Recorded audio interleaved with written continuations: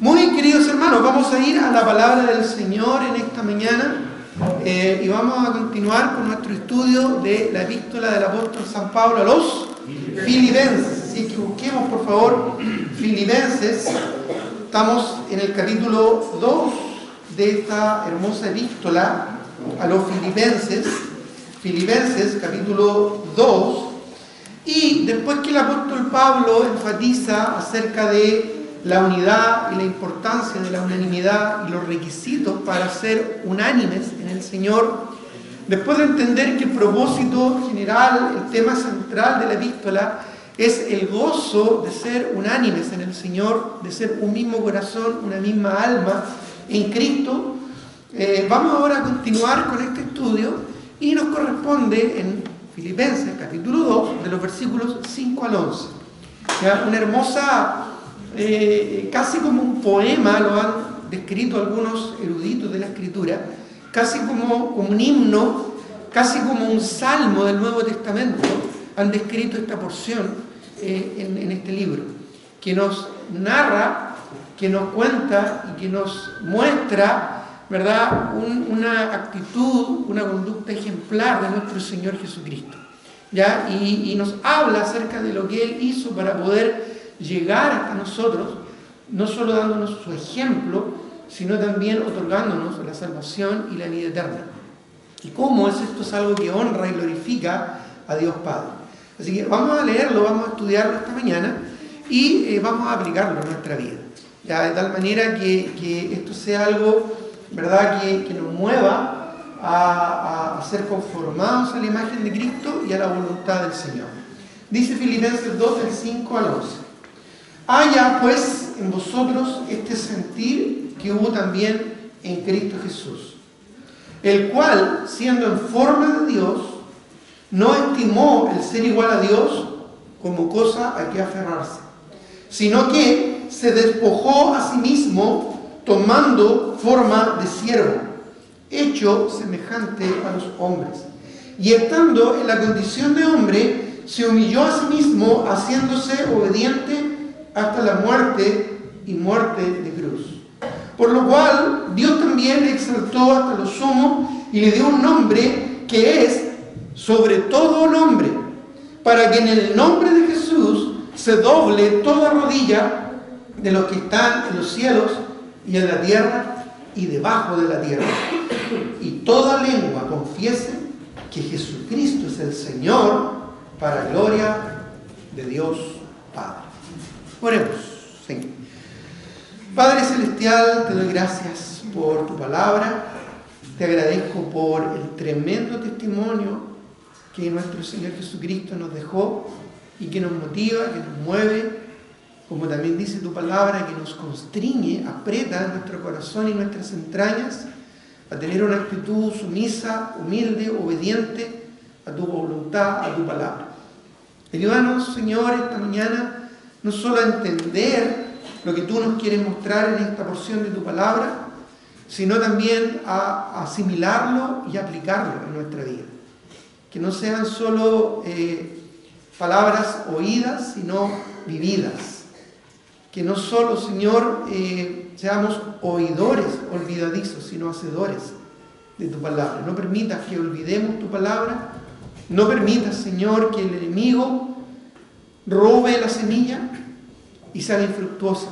No permita que los afanes de este siglo, de este mundo, nuestros afanes cotidianos, impidan el desarrollo y el fruto de esta semilla, ni tampoco que los espinos y cardos, Señor, los problemas, aflicción y dificultades de este mundo ahoguen la palabra, sino que caiga en buena tierra y esta de fruto para tu gloria. Te lo pido, Padre, en el nombre de Jesús.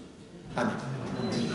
Recuerdo una historia muy linda, pero a la vez muy triste, de una aldea en África que estaba siendo azotada por depredadores, leones en particular. Habían llegado a los alrededores y ellos, por un evento que ocurrió, se empezaron a acostumbrar a comer carne humana y empezaron a atacar a los pobladores de esta aldea. Pronto se dieron cuenta que estaban en un grave peligro. Recurrieron al chamán de la aldea, pero no pudo hacer nada, Pero sí había un misionero que había llegado no hace mucho a esa aldea y que estaba justamente buscando la oportunidad de llegar al corazón de estos aldeanos. Así que recurrieron a él y él, ¿verdad?, dijo, bueno, yo no tengo el poder ni la autoridad ni la capacidad para eliminar a estos depredadores, pero sí puedo orar. Así es que él comenzó todas las mañanas a circundar la aldea, ¿no es cierto?, en una caminata de oración. O sea, mientras iba caminando alrededor de la aldea, que no era muy grande, estaba orando y pidiendo al Señor la protección. Bueno, poco a poco, los primeros que se acoplaron a esta iniciativa fueron unos poquitos miembros que ya se habían convertido, que eran parte de la iglesia, de esa pequeña iglesia que él estaba formando en esta comunidad. Pero al poco tiempo, otros también, viendo el testimonio de fidelidad y de compromiso que tenía este pastor, este misionero, exponiéndose a los mismos leones, ¿verdad?, empezaron a conocer al Señor y a convertirse. Y al poco tiempo, casi toda la aldea en realidad ya estaba, ¿verdad?, convertida, era parte de esta congregación y estaban acompañando, ¿verdad?, a este pastor en esta rutina cotidiana de dar vuelta a la aldea. Bueno, algo muy natural, muy lógico, ¿verdad?, que ocurrió fue que con esta caminata y con tanta gente, ¿verdad?, que todos los días en la mañana hacía esta caminata de oración, es que el pasto que había alrededor, la hierba, ¿verdad?, la maleza que había alrededor de la aldea, se fue quemando, se fue bajando, ¿ya? Porque fue pisoteada por esta cantidad de gente que permanentemente y todos los días, ¿verdad?, en la mañana daba vuelta a la aldea. Y esto justamente, involuntariamente incidió en que ya justamente los depredadores no tenían dónde esconderse y no tenían esta opción de forma furtiva, fugaz, ¿verdad?, atrapar a sus víctimas, que en su mayoría eran pequeños, que a veces en su descuido salían a jugar. Bueno, esto terminó finalmente en que los leones ya no asediaron más la aldea. Así que muchos de la aldea atribuyeron, ¿verdad?, al Señor y a esta iniciativa esta, digamos, situación, ¿verdad?, tan favorable. Bueno, esa es la parte bonita de la historia. Ya, luego la iglesia empezó a prosperar, los hermanos empezaron a sentirse gozosos en Cristo, empezaron a disfrutar de la comunión entre ellos, ¿verdad?, y a disfrutar lo que es una iglesia, donde se enseña la palabra del Señor. Pero al tiempo, ¿verdad?, en que la iglesia empezó a fortalecerse, a crecer en la palabra, pasó lo que normalmente ocurre en muchas congregaciones. Empezaron a sentirse agradados, cómodos, y se empezaron a relajar. Entonces ocurrió que ya el pastor, cuando salía en sus vueltas matutinas, cada vez iba menos gente, ¿verdad? Y ya algunos, ¿verdad?, decían, oye, muy temprano, ya hemos hecho esto por tanto tiempo, bueno, ya los leones ya no son un problema, quedémonos en casa. Después, otros decían, no, pero es que yo tengo algunos compromisos importantes, ¿verdad?, que tengo que estar con los papás de mi esposa, mi suegro, mi familia. Otros, ¿verdad?, empezaron a recibir visitas temprano, ¿verdad?, para estar con ellos. Otros empezaron a viajar, otros empezaron, ¿verdad?, a afanarse en sus quehaceres, y ya como terminaban tarde en sus labores, era muy temprano para partir en la mañana. Y así, poco a poco, todos metidos en sus propias cosas y en su propio egoísmo y comodidad, dejaron de acompañar al pastor. Y cada vez fueron menos, 50, 30, 20, 5 personas ya estaban acompañando al pastor, hasta que un día el pastor salió solo. Y después de un par de semanas que siguió el pastor en esta rutina, ya nunca más vieron al pastor. Un león se lo comió. Bueno, esta es una ilustración que nos muestra que a veces, cuando no ponemos atención en lo importante, que es la unanimidad en Cristo, podemos ser presa de depredadores tan feroces como el león. No en vano el Señor en su palabra nos advierte y nos dice claramente: velad y orad, porque vuestro adversario, dice, como león rugiente. ¿Dónde está? ¿Dónde anda? Anda alrededor. Ahora mismo, en este mismo instante, tenemos a un enemigo que nos rodea, que nos ronda, y está ahí buscando la presa. Buscando la presa. Y así es el diablo. Es un león rugiente buscando a quien devorar. Y esto puede ser, ¿verdad?, una realidad, y lo ha sido en muchas congregaciones. Iglesias bonitas, prósperas. La iglesia a la cual llegó el misionero, que fundó nuestra iglesia, fue una iglesia hermosa, próspera en su tiempo, en Santiago.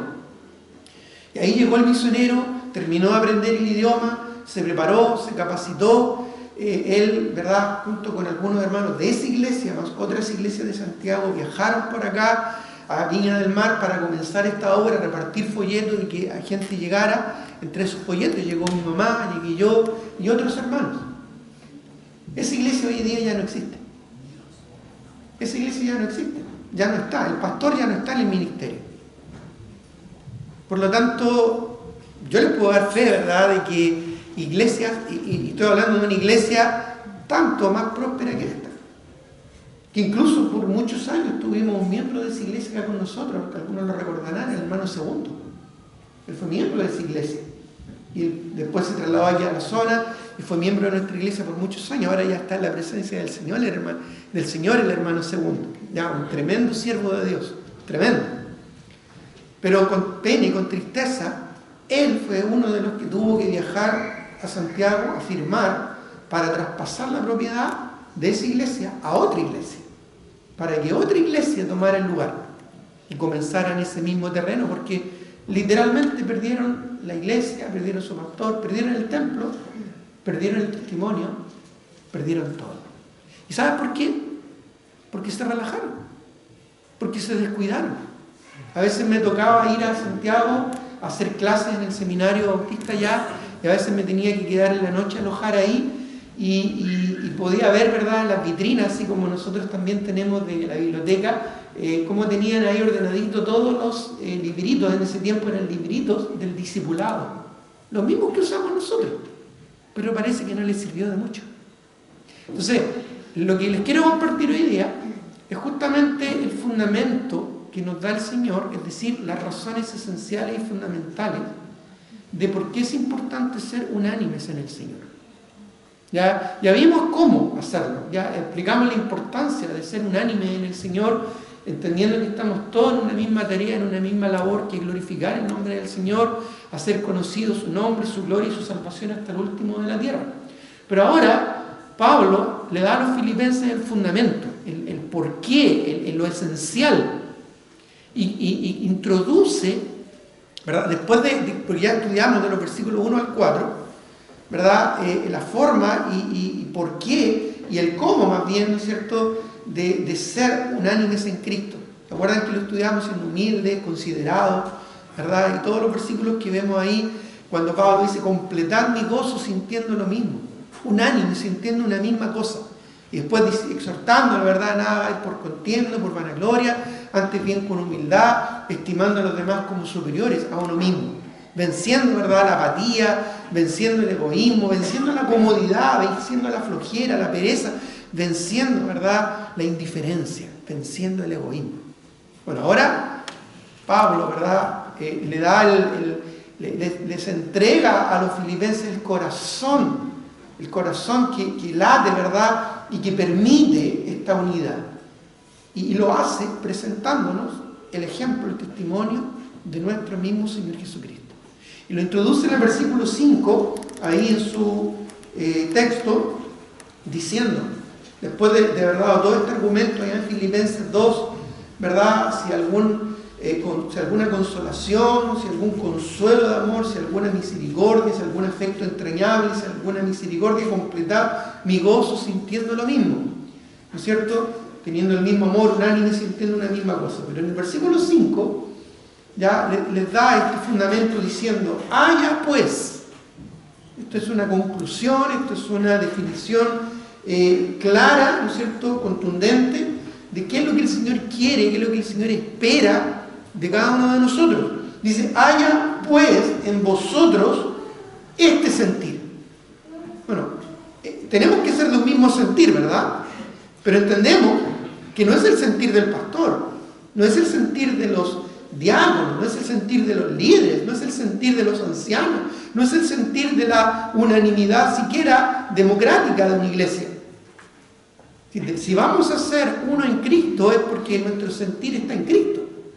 Es el sentir de Él, se trata de Él, no de nosotros, no de nuestra comodidad, no de nuestros anhelos, no de nuestros proyectos. Decimos, ¿verdad? Voy a ir a mi iglesia, pero en realidad es la iglesia del Señor. Él es la cabeza. Por eso es que plantea aquí el apóstol Pablo este tremendo desafío diciendo: haya pues en vosotros este sentir. Es lo importante. Esto es lo importante, este es el meollo del asunto. Este es el corazón para poder entender lo que es ser de un mismo sentir. Dice: haya pues en vosotros este sentir.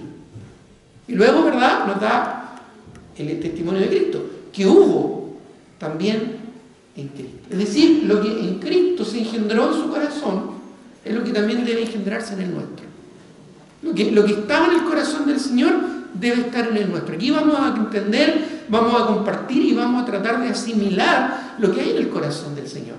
Cuando dice: haya pues en vosotros este sentir que hubo también en Cristo. Y aquí nos va a presentar, ¿verdad?, lo que estaba en el corazón del Señor. Ya lo que permitió que Él llegara a nosotros y que Él pudiese ser nuestro Señor y Salvador eterno. Bueno, dice ahí el versículo 6, el cual, hablando de Jesús, estamos hablando de Él, se trata de Él, dice: el cual, siendo en forma de Dios, porque Cristo es Dios, amén, Él, ¿verdad?, es la imagen del Dios invisible, el primogénito de toda la creación. Él, ¿verdad?, en Él está la esencia de Dios, porque es Dios, su eterno poder y deidad. Por lo tanto, dice: Él, siendo Dios y siendo en forma de Dios, no estimó el ser igual a Dios como cosa que aferrarse. No estimó el ser igual a Dios como cosa de que aferrarse. Bueno, Jesucristo, hermano, es nuestro mejor ejemplo de servicio, de siervo. Él es el siervo por excelencia. De Él debemos aprender. Él nos da la pauta. Si queremos saber, bueno, cómo hacerlo, tenemos que mirarlo a Él.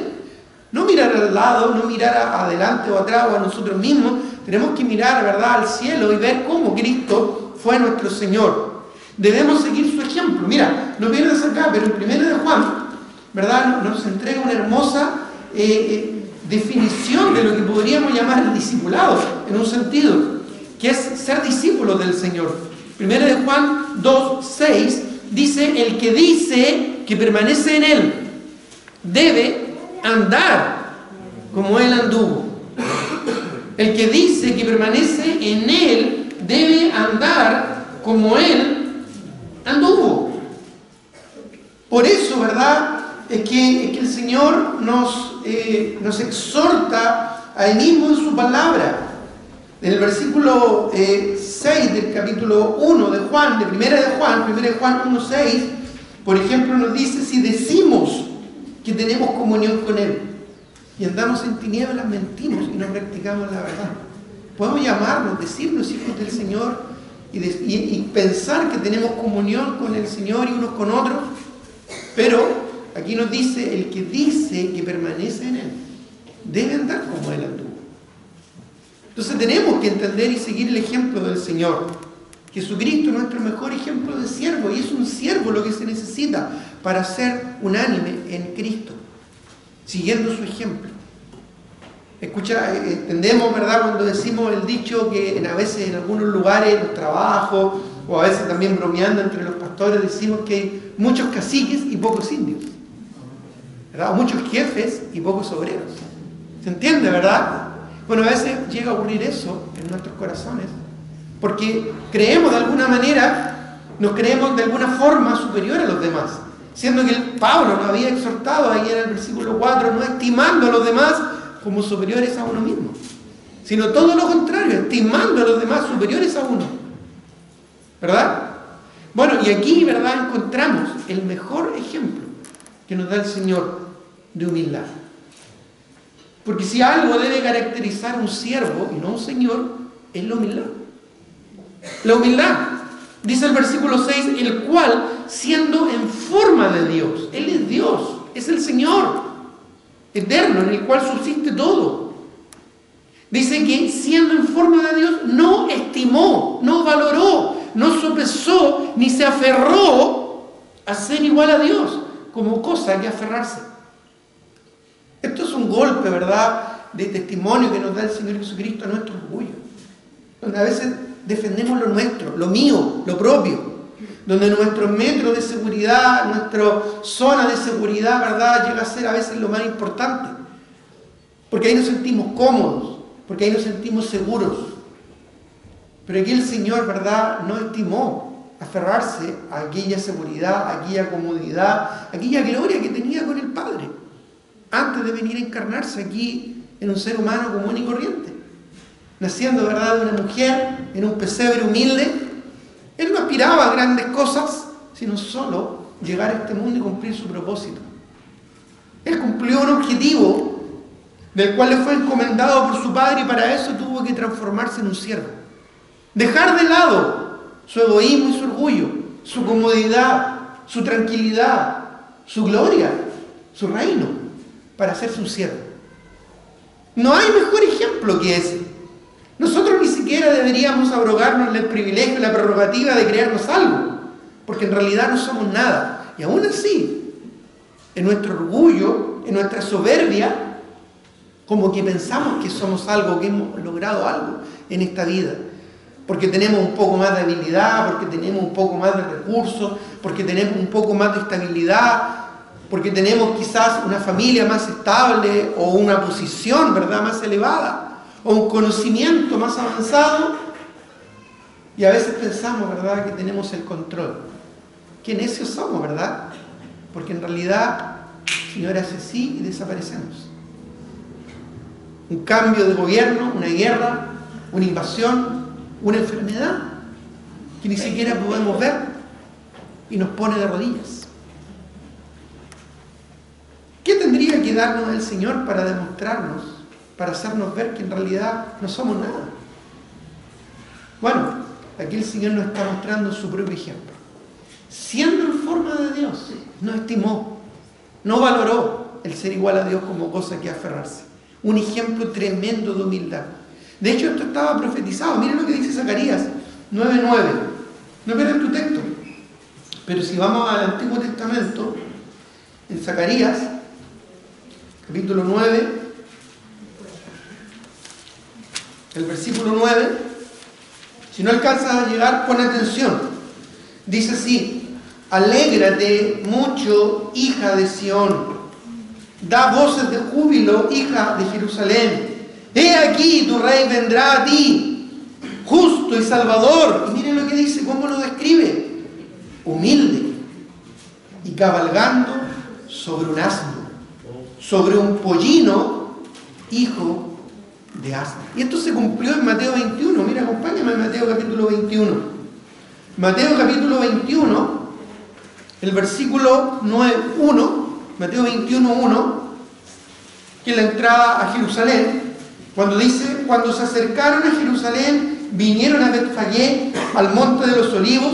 Jesús envió 2 de sus discípulos, diciéndole: id a la aldea que está enfrente de vosotros, y luego hallaréis un asna atada y un pollino con ella. Desatadlos y traédmelos.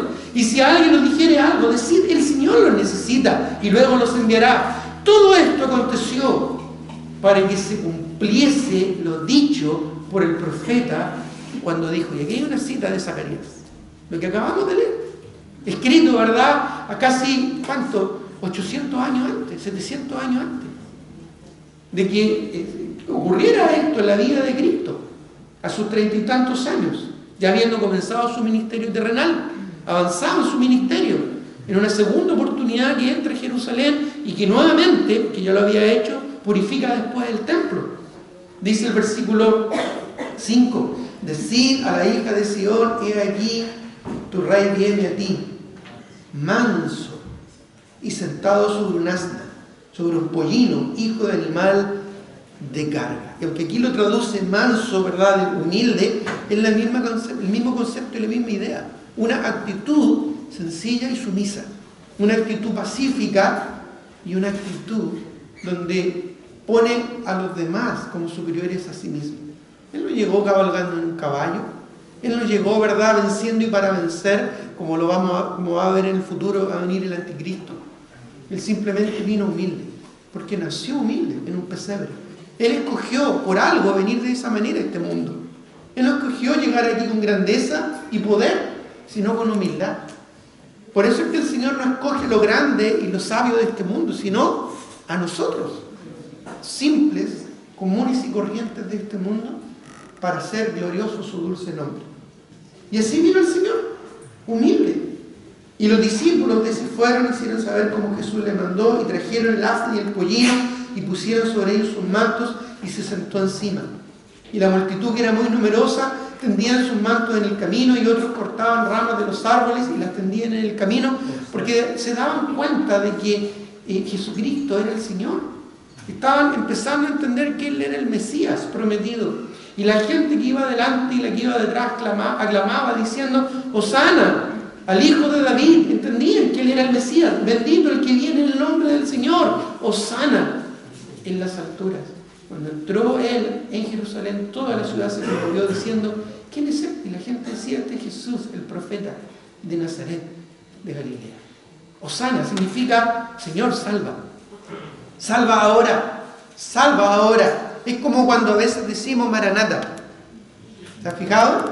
Y es muy lindo eso, es bueno, porque amamos la venida del Señor, pero a veces lo decimos de manera egoísta, porque queremos que el Señor simplemente termine nuestro conflicto, nuestra aflicción, nuestros dolores, nuestros quebrantos, nuestros pesares.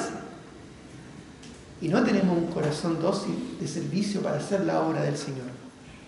Muchos son los llamados, pocos los escogidos.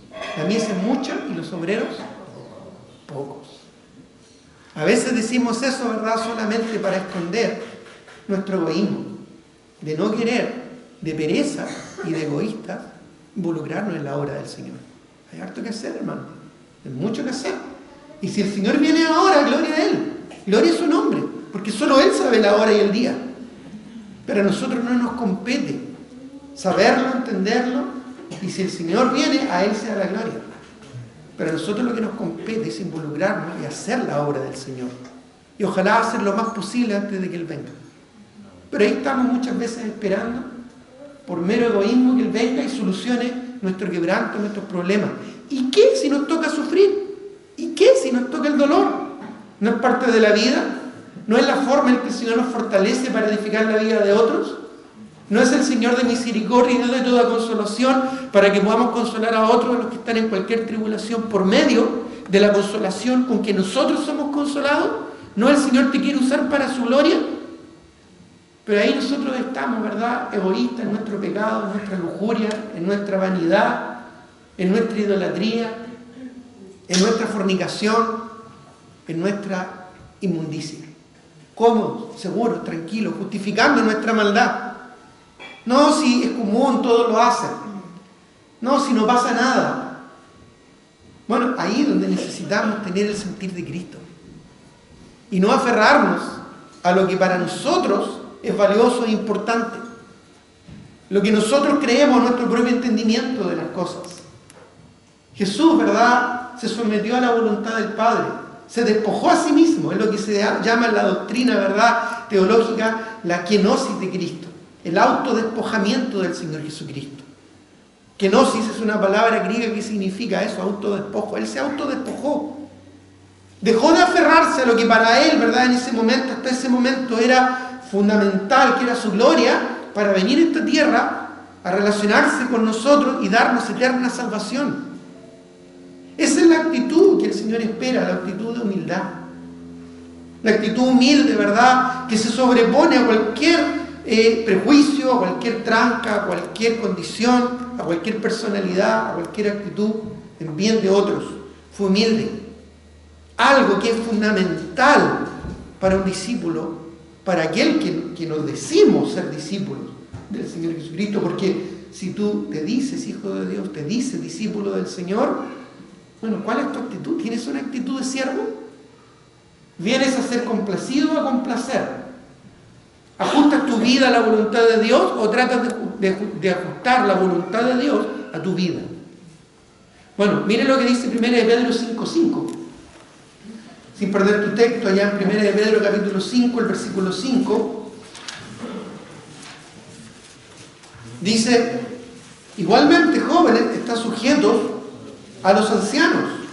Y todos, esto no solo implica a los jóvenes, todos, ancianos, jovencitos, maduros, todos sumisos unos a otros, revestidos de humildad. ¿Sabes por qué? Porque Dios resiste a los soberbios y da gracia a los humildes. No es tu gusto, no es tu voluntad, no es tu deseo. Es el deseo del Señor, es la voluntad del Señor lo que importa. Que nos sintamos cómodos o no nos sintamos cómodos, eso es irrelevante. Que nos sintamos a gusto o no nos sintamos a gusto, que nos agrade o no nos agrade, eso no tiene que ver con nosotros.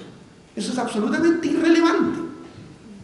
Dios, cuando quiso usar la vida de Job para testimonio, lo hizo para su gloria. Dios, cuando quiso usar la cabeza de Juan el Bautista, lo hizo para su gloria. Entonces es importante entender que la humildad no es una condición de tener menos o de tener una actitud de perfil bajo. La verdadera humildad que nos muestra el Señor Jesucristo es una cuestión del corazón. Es un quebrantamiento del corazón. Es una actitud de doblegar mi alma al Señor.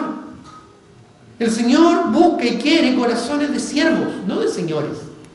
El problema es que hoy en día en la cristiandad estamos llenos de señores y pocos siervos en su obra. Por eso es que la mies es mucha y los obreros pocos.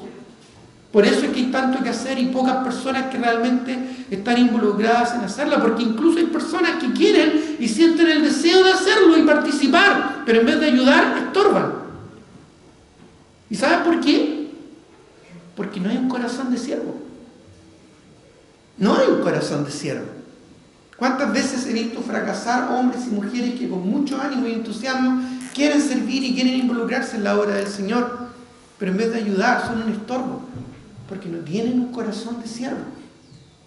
De hecho, entre los misioneros, esto es algo que aprendí cuando viajamos con Yalila a España y a recorrer Marruecos y buscar, ¿verdad?, en este viaje misionero oportunidad para que después la familia de Hani viajara allá. Es algo que entre los misioneros, ¿verdad?, siempre se habla y se comenta. ¿Sabes cuál es el peor enemigo o el peor problema del misionero en el extranjero? ¿Sabes cuál es su peor obstáculo?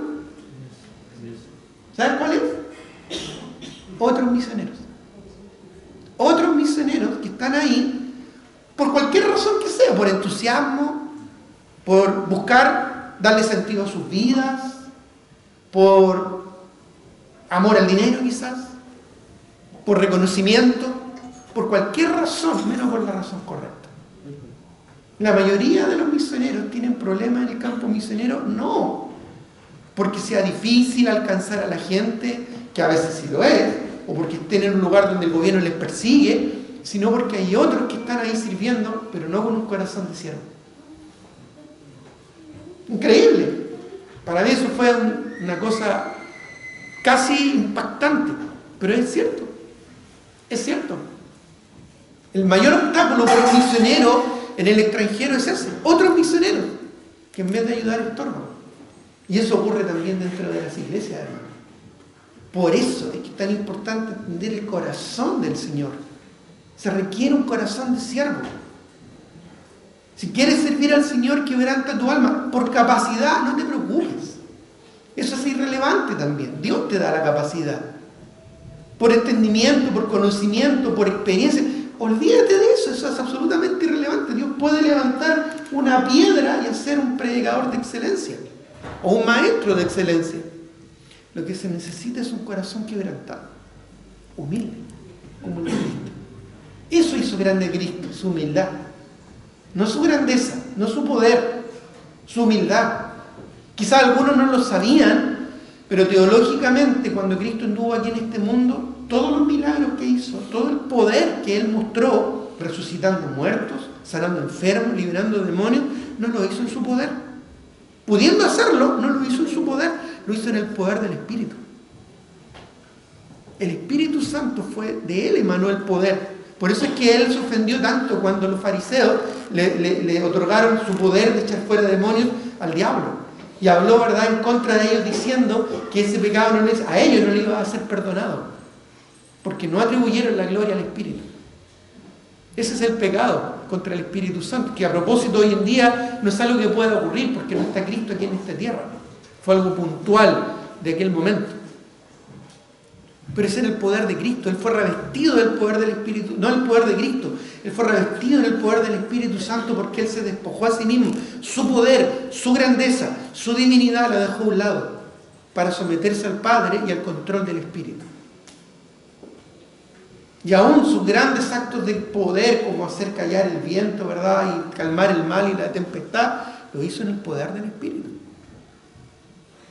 Eso nos muestra, hermanos, su humildad, su dependencia al Señor, su actitud de siervo, porque Él no vino a ser servido, sino a servir, que nos lleva al segundo punto, a la segunda característica que vemos en el Señor y de la cual debemos aprender, que es su abnegación.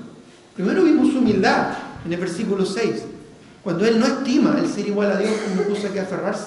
Se despoja a sí mismo, se despoja, ¿verdad?, de su señorío para llegar a ser un siervo en medio nuestro. Ahora veamos su abnegación en el versículo 7. En el versículo 7, ¿verdad?, vemos su abnegación. Cuando dice, sino que se despojó a sí mismo, tomando forma de siervo, hecho semejante a los hombres. Es decir, no solo rebajó su grandeza, sino que se hizo un siervo. Un siervo. Un siervo es alguien que deja de lado su preferencia, sus gustos, sus deseos, sus necesidades, por servir a otra persona. En este caso, el Señor.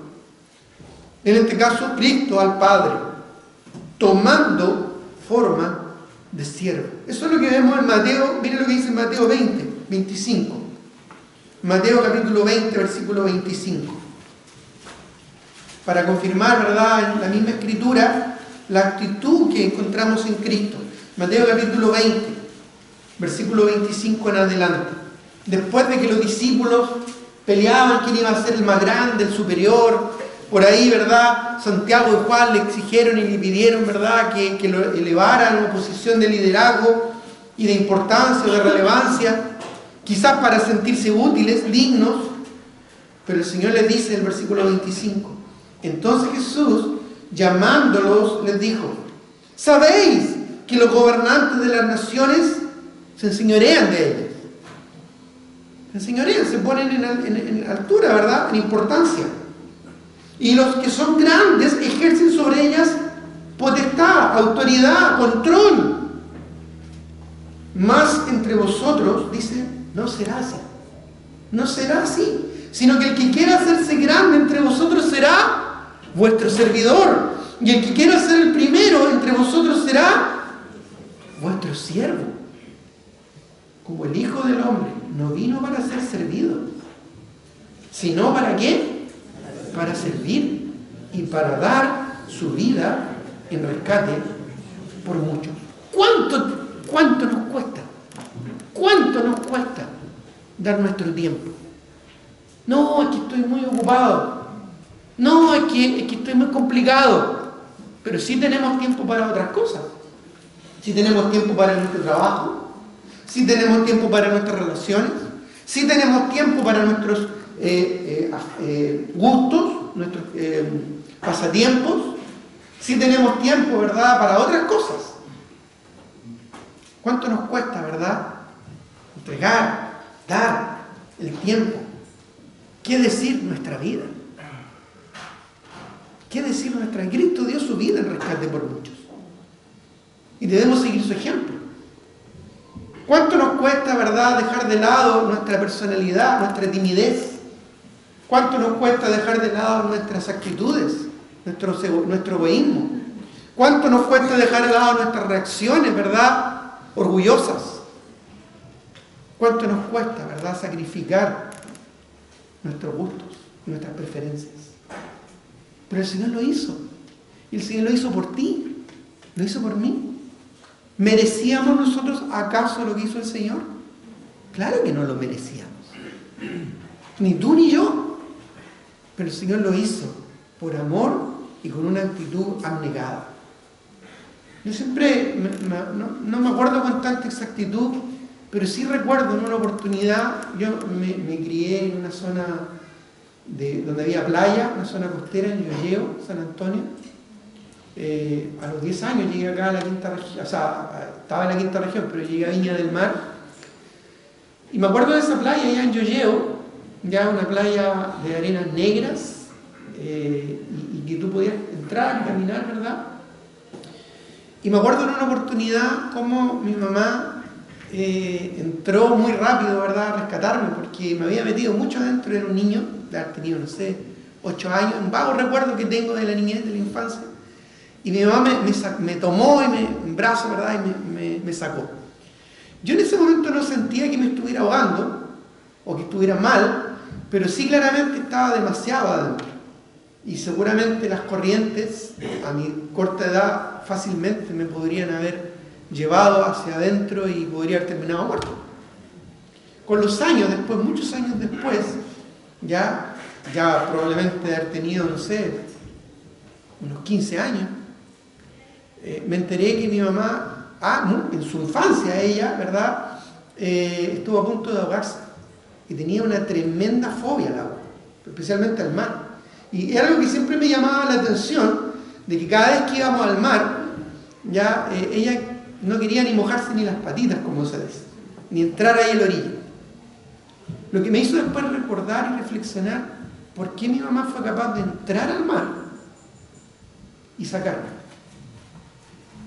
Después conversando con ella, le pregunté, ¿no es cierto?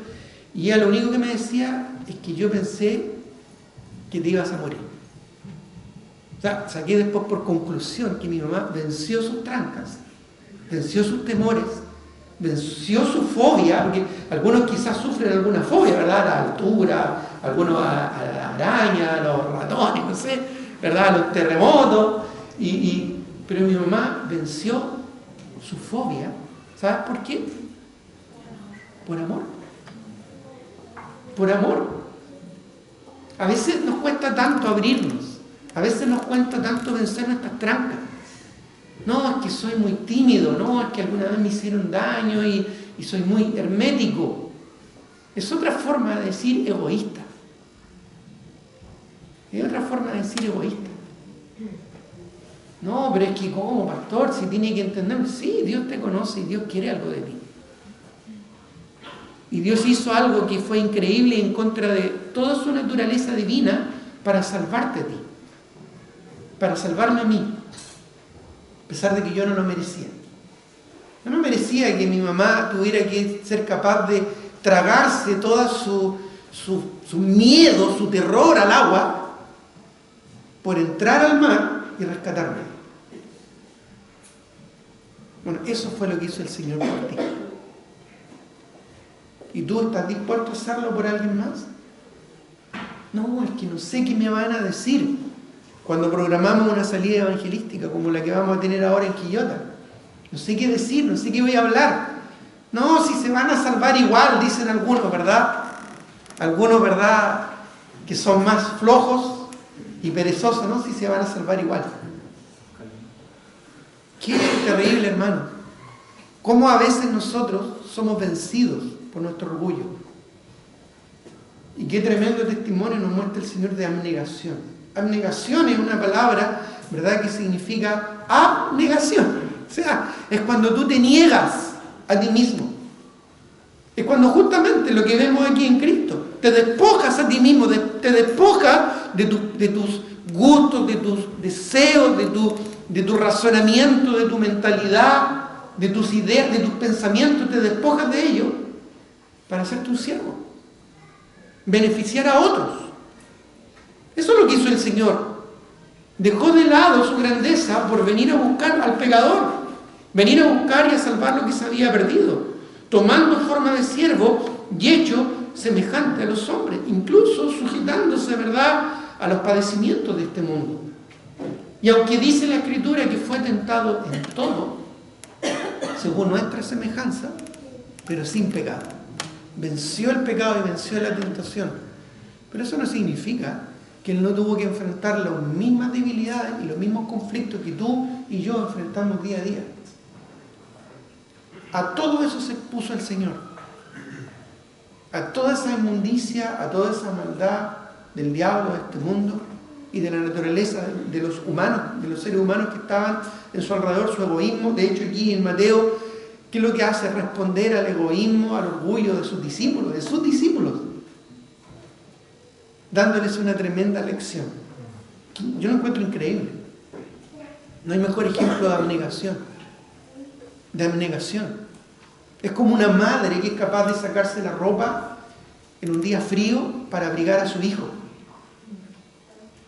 prefiriendo ella probablemente sufrir, pero que no sufra su hijo. Esas son cosas, ¿verdad?, que nos aprenden el corazón. Pero cuánto más lo que el Señor hizo por nosotros. Y en tercer lugar, porque ya vimos la humildad, ¿verdad?, mostrada en que el Señor no estimó el ser igual a Dios como cosa que aferrarse, bajó de su señorío para venir a este mundo, ¿verdad? Vemos también su abnegación, despojándose a sí mismo y tomando forma de siervo, hecho semejante a los hombres, algo que es necesario para un siervo de Dios. Pero también, dice el versículo 8, y estando en la condición de hombre, se humilló a sí mismo, haciéndose obediente hasta la muerte, y muerte de cruz. Esto es la obediencia. La obediencia. Fíjate que son tres cosas muy simples, pero muy profundas. Humildad, abnegación y obediencia. Si solo estas tres cosas las aplicáramos, las viviéramos en el sentir de Cristo, todo lo demás vendría por añadidura. Seríamos unánimes en el Señor, seríamos siervos unos de otros, seríamos útiles en las manos de Dios, seríamos de esos obreros que hoy en día hacen falta porque la mies es mucha. Humildad, abnegación y obediencia. Bueno, esto es algo importantísimo para Dios, la obediencia. Miren lo que dice Hebreos 5, 7 al 9. Hebreos capítulo 5, versículos 7 al 9. Búscalo, por favor. Hebreos capítulo 5, versículos 7 al 9. ¿Lo tienes ahí? Dice: y Cristo en los días de su carne, es decir, el tiempo que estuvo aquí en esta tierra, Cristo en los días de su carne, dice, estoy leyendo Hebreos 5, de 7 al 9. Y Cristo en los días de su carne, ofreciendo ruegos y súplicas, con gran clamor y lágrimas al que le podía librar de la muerte. ¿Cuándo ocurrió eso? ¿Te recuerdas? En el huerto en Getsemaní. Señor, Padre, si es posible, pasa de mí esta copa. Es decir, no permitas que yo muera y nos separemos el uno del otro por la muerte. ¿Fue oída la petición del Señor? ¿Fue oída su petición? ¿Su oración fue oída? ¿Fue respondida? Sí, fue oída y fue respondida. Solo que el Señor, Dios Padre, le dijo: no, tienes que morir. Luego el Señor le dijo: no se haga mi voluntad, sino la tuya. Mire lo que dice el versículo. Estamos leyendo el versículo 7. Dice: clamó y lágrima al que podía librarle de la muerte, y fue oído. Fue oído, sí, el Señor, Dios Padre oyó el clamor de Cristo. Fue oído, dice, a causa de su temor, de su miedo reverente. Fue un temor que hubo en el corazón de Cristo, porque por un minuto, por un segundo, iba a estar separado del Padre.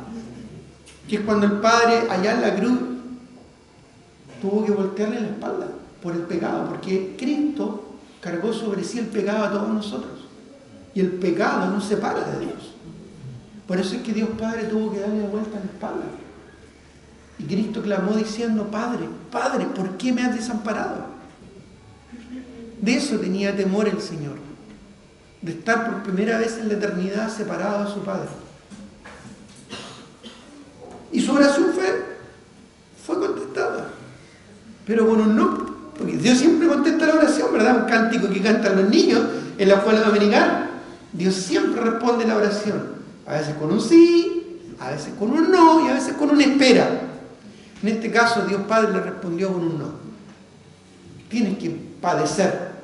Entonces, miren lo que dice el versículo 8.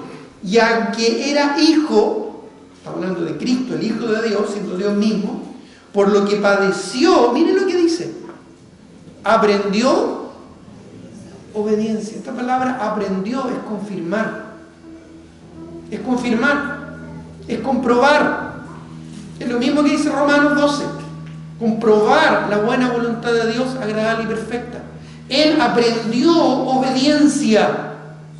Y habiendo sido perfeccionado, vino a ser autor de eterna salvación para todos los que le obedecen. La obediencia, esto es algo que es importantísimo para Dios. Ser obediente. Es que necesito entenderlo. ¿Qué tienes que entender? Es que necesito sentirlo. ¿Qué tienes que sentir? Es que necesito estar cómodo. ¿Qué tienes que sentirte cómodo? Es que necesito poder tener el control de lo que va a pasar. ¿Qué te interesa? Si lo más importante para Dios es la obediencia. Y si a eso tú le añades la fe, entonces tienes al siervo ideal. Miren lo que dice 1 Samuel 15, 22. 1 Samuel, capítulo 15, versículo 22. Para aún dejar aún más claro este concepto. 1 Samuel, el capítulo 15, el versículo 22. ¿Lo tienen ahí? Bueno, dice, y Samuel dijo aquí, se complace tanto, Samuel 15, 22, dice, y Samuel dijo, se complace Jehová tanto en los holocaustos y víctimas, es decir, en los sacrificios, en la adoración, en la alabanza, en el servicio,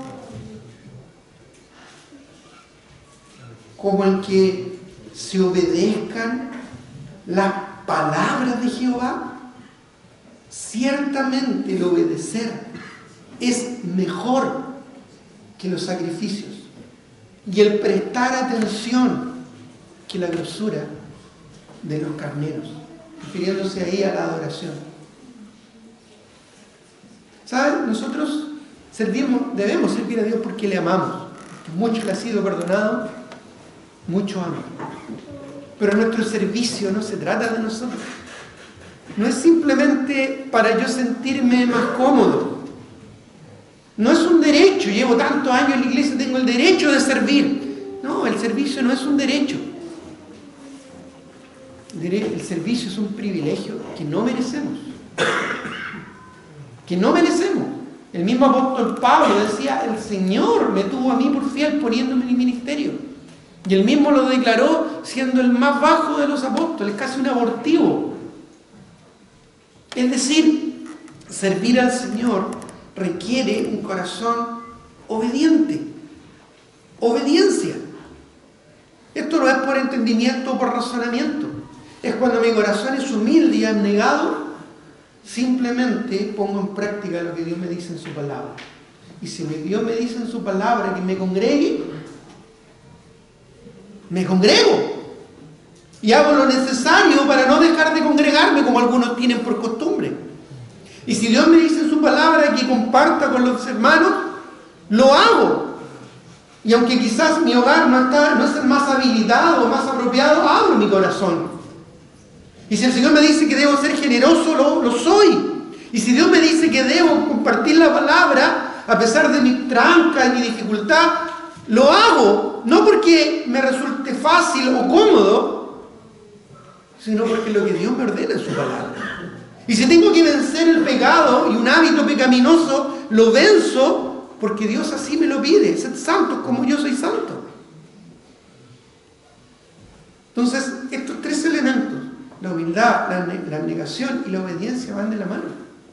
Estamos hablando de la unanimidad, el compañerismo. ¿Por qué a veces no desarrollamos más comunión y compañerismo entre nosotros? No, porque estoy muy ocupado, no, porque tengo este problema, tengo este otro problema. A veces son nuestros problemas, nuestras situaciones, nuestros conflictos los que batallan contra la voluntad del Señor. No son tus problemas, no son tus dificultades, no son tus circunstancias, no es tu familia, no son tus hijos, no es tu vida, es el Señor. El Señor, lo importante, y su voluntad. Eso lo entendió muy bien el Señor Jesucristo cuando vino a este mundo. Y dándonos tremendo ejemplo, es por eso que Pablo, ¿verdad?, le da el fundamento a los filipenses de que ese sentir de unidad, de unanimidad, debe ser en Cristo. Luego vemos, ¿verdad?, los versículos 9 al 11, la respuesta, la reacción natural de lo que esto significa, porque si tú honras a Dios, Dios te va a honrar a ti. Pero si tú, de alguna manera, te desentiendes de Dios, Dios te va a humillar. Dice, por lo cual, versículo 9 en nuestro texto, Filipenses 2, por lo cual Dios también le exaltó hasta lo sumo. Así como Dios permitió la humillación de Cristo en su humildad, abnegación y obediencia, porque fue humillado, fue escarnecido, fue desnudado, fue avergonzado, fue torturado, crucificado y muerto para poder darnos la salvación. Pero también ahora Dios le exalta hasta lo sumo y le dio un nombre que es sobre todo nombre. Esto es natural al propósito de Dios. Miren lo que dice Proverbios 15:33. Lo vamos a poner rápidamente. Proverbios capítulo 15, versículo 33, dice: el temor de Jehová es enseñanza de sabiduría, y a la honra precede la humildad. Dios no te va a exaltar ni te va a honrar si tú no tienes un corazón abnegado, obediente y humilde. Ahí mismo en Proverbios capítulo 18, el versículo 12, Proverbios 18, 12, dice su palabra: antes del quebrantamiento se eleva el corazón del hombre. Y somos tan buenos para elevarnos, ¿verdad? ¿No? Si yo manejo esto, yo tengo el control de todo esto. Somos tan buenos para manejar las cosas, ¿verdad? Así se eleva nuestro corazón, se eleva nuestra alma. Pero antes del quebrantamiento se eleva el corazón del hombre. Y antes de la honra es el abatimiento. ¿Sabes? Ser humillados es algo que necesitamos. Yo he llegado a esa conclusión. Bueno, dice la Escritura, bueno le es al joven llevar el yugo, al hombre llevar el yugo desde su juventud. Es bueno. Usando palabras, ¿verdad?, más de construcción, es bueno que el Señor nos chicotee y que nos mantenga humildes y con cabeza gacha. Es bueno que el Señor a veces nos permita pasar por enfermedades complejas, dolorosas. Es bueno que a veces fracasemos en los negocios o tengamos problemas familiares, para que nos demos cuenta de nuestra condición y de nuestra posición. Bueno me es haber sido humillado, dice el Salmo 119, para que así aprenda tus estatutos. Es bueno que el Señor nos humille. Es bueno que el Señor nos quebrante. Porque si no, siempre tenemos la tentación de envanecernos y orgullecernos. Y ahí está el principio del abatimiento y la derrota. Por eso es que dice el versículo 10 en el texto allá en Filipenses 2, para que en el nombre de Jesús se doble toda rodilla de los que están en los cielos y en la tierra y debajo de la tierra. Bueno, el nombre de Jesús es grande hoy día, porque un día Él se hizo humilde, abnegado y obediente. El nombre del Señor es grande y su nombre debe ser conocido y su salvación y su gloria en toda la tierra, porque un día Él se humilló, abnegadamente fue obediente a la voluntad del Padre. Por eso es que hoy en día su nombre es grande. Por eso es que el Señor es el Señor de señores, el Rey de reyes. Romanos 14, 7 al 12. Romanos 14, 7 al 12 declara en honra al Hijo. Romanos 14, 7 al 12. Y dice: porque ninguno de nosotros vive para sí, y ninguno muere para sí. Pues si vivimos, para el Señor vivimos. Y si morimos, para el Señor morimos. A veces hay personas que piensan de que la muerte lo termina todo o es lo peor que nos puede ocurrir. Pablo decía: para mí el vivir es Cristo y el morir es ganancia. Pero este entendimiento es aún mucho más profundo. Si vivo, para el Señor vivo. Y si muero, para el Señor muero. Por eso dice: si vivimos, para el Señor vivimos, y si morimos, para el Señor morimos. Así pues, sea que vivamos o que muramos, o que tengamos problemas, o que estemos complicados, o que tengamos dolores, o enfermedades, conflictos o aflicciones, persecución o angustia. Bueno, del Señor somos. Él es el Señor. Porque Cristo para esto murió y resucitó y volvió a vivir. ¿Para qué? Para ser Señor, así de los muertos como de los que viven. Pero tú, ¿por qué juzgas a tu hermano? O también, ¿por qué menosprecias a tu hermano? Porque todos, nosotros dice, porque todos compareceremos ante el tribunal de Cristo. Porque escrito está: vivo yo, dice el Señor, que ante mí se doblará toda rodilla, toda lengua confesará a Dios. De manera que cada uno de nosotros dará a Dios, ¿qué dice? Cuenta de sí. Entonces también es una profecía, ¿sabías? Está en Isaías, busquémoslo, Isaías. Isaías 45, 21. Isaías capítulo 45, el versículo 21. Dice: proclamad y hacedlos acercarse y entren todos en consulta. ¿Quién hizo oír esto desde el principio y lo tiene dicho desde entonces? Sino yo, Jehová, y no hay más Dios que yo, Dios justo y salvador, ninguno otro fuera de mí. Mirad a mí y sed salvos todos los términos de la tierra, porque yo soy Dios y no hay más. Por mí mismo hice juramento, de mi boca salió palabra de justicia y no será revocada, que a mí se doblará toda rodilla y jurará toda lengua. Y esto es aplicado a Cristo. Por eso es que creemos que Cristo es Dios. Cristo es Dios, Señor de señores y Rey de reyes. ¿Y sabes qué implicancia tiene esto? Que todos nosotros como hijos del Señor compareceremos algún día ante el tribunal de Cristo para ser juzgados por nuestras obras. Ya no por nuestra salvación, pero sí por nuestras obras. Tú y yo vamos a comparecer ante el Señor y al Rey de reyes y Señor del universo, que es Cristo. Vamos a estar ahí ante su presencia. Y el Señor nos va a pedir cuenta. Bueno, ¿y qué hiciste con tu vida? Te regalé 5 años en el Evangelio. Te regalé 30 años. ¿Qué hiciste con tu vida? Te di dones, te di talentos, te di habilidades, te di capacidades. Dame cuenta. ¿Qué hiciste? ¿Tus talentos dónde están? ¿Tus dones, tus minas dónde están? ¿Hay fruto para mi gloria? No, es que estuve muy ocupado. No, es que tuve un problema. No, es que estuve enfermo. No, es que tuve un conflicto familiar. No, es que... Y tantas excusas que damos, ponemos una y otra vez.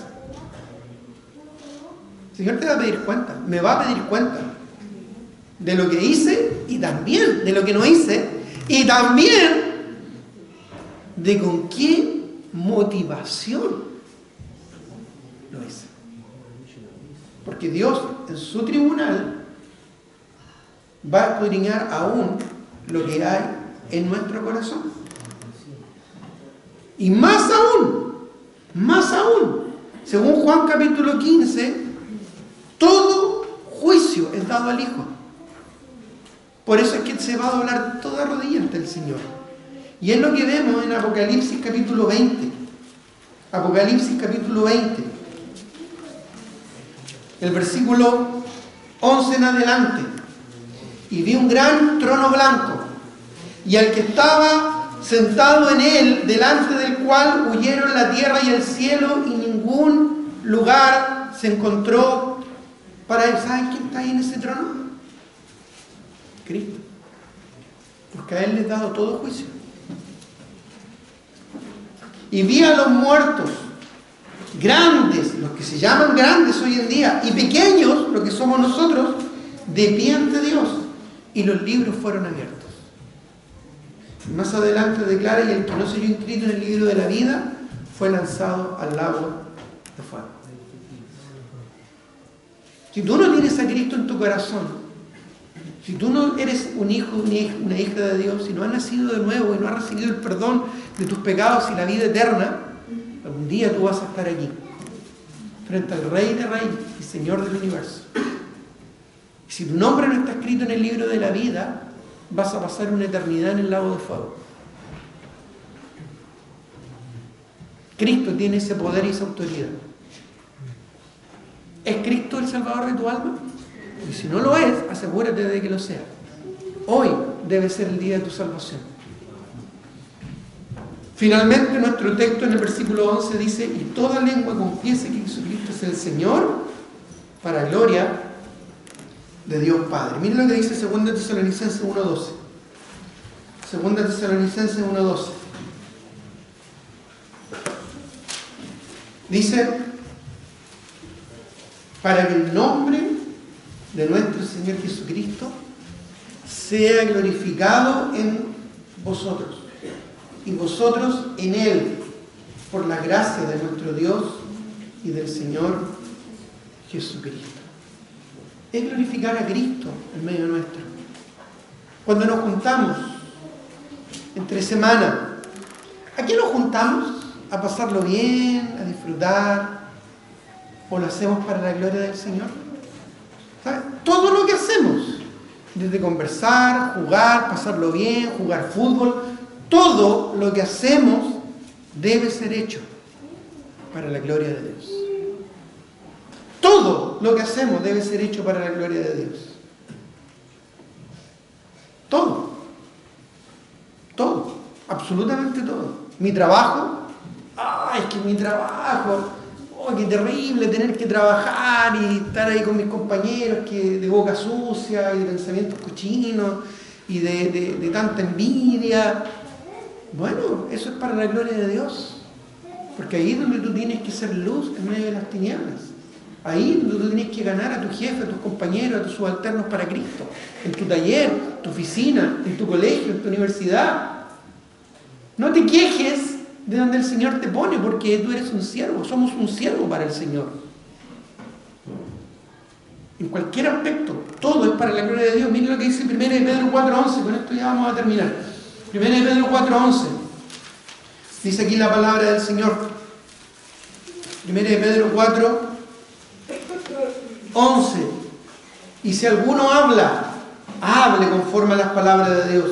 Si alguno ministra, ministre conforme al poder de Dios que Dios da, para que en todo sea Dios glorificado por Jesucristo, a quien pertenece la gloria, el imperio por los siglos de los siglos.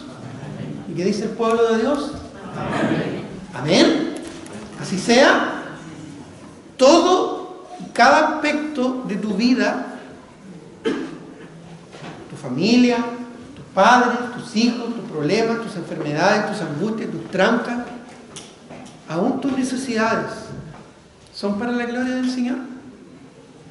¿Es para que Dios sea glorificado? Pensemos en esto, meditemos en esto, porque por eso Cristo nos deja el ejemplo. Haya pues en vosotros, dice Pablo a los filipenses, este sentir de humildad, de abnegación y de obediencia que hubo también en Cristo. Ahora Cristo es el Señor. pero Él aprendió obediencia para que tú y yo pudiéramos ser salvados. Y ahora que somos salvos, honramos al Hijo, como honramos al Padre, glorificamos con nuestra vida a nuestro Señor. Tengamos un momento de oración. Señor, te doy gracias por